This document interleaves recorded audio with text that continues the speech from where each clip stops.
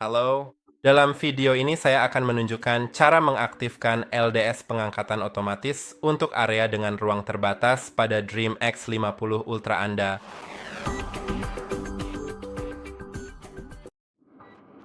Jika Anda mengklik tiga titik di pojok kanan atas lalu pengaturan pembersihan lantai, Anda dapat menemukan pengangkat otomatis LDS, yaitu sensor yang mengangkat dan dapat menurunkan radar untuk membersihkan area dengan ruang terbatas.